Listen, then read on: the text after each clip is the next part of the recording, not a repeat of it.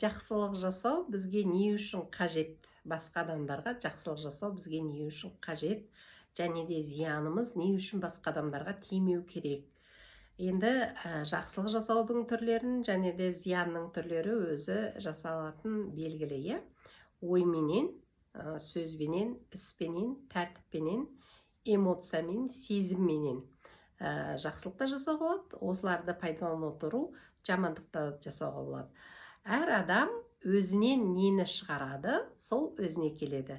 Сондықтан ең бірінші жақсылықты жасау өзіміз үшін керек екен басқа адамға.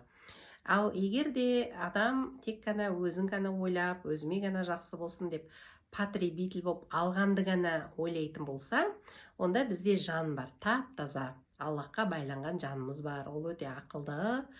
Ол бізге көмектеспейді.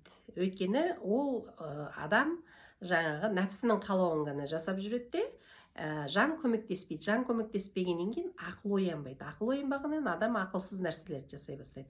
Ақылсыз нәрселерді жасаған сайын адамның өмірі кішкене жаңағы оңай сәттер азайып, оңай емес сәттер көбейе бастайды.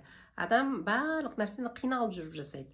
Сол үшін жақсылықты жасай беретін болса, жан ақылды, ақылменен жақсылықты жасап жатса адам, яғни жан жаңағыдай ақылды оятады да, өзінің ақылымен адамға көмектеседі де, адам барлық нәрсені оңай істейді. Жұмысты істесе де ақылменен дұрыс жасайды, оқуды оқыса да түсініп оқиды.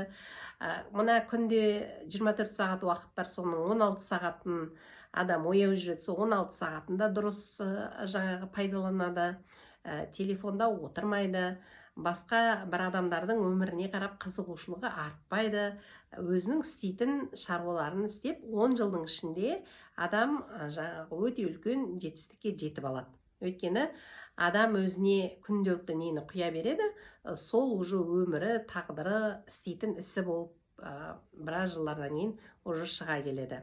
Егер де қазір бір нәрсеге жаңағы күшіңіз жетпей, немесе жетістікке жете алмай жатсаңыз, немесе бір қатты бір ашу-ызаға беріліп, өзіңіз тоқтай алмай жатсаңыз, қарап көріңіз. Потребитель болып жүрсіз бе, әлде жақсылықты жасап жүрсіз бе?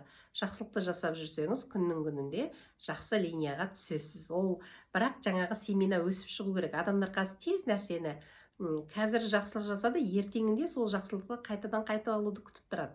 Қайтып алмаңыз, қайта жақсылық көбейе берсін, ол банкідегі ақша сияқты көбейе береді. Жақсылық көбейе бергеннен кейін барып, жамандықтардың есіктері жабылып, жақсылықтар ашылғанда жақсы өмірге адам өзі келе қалады.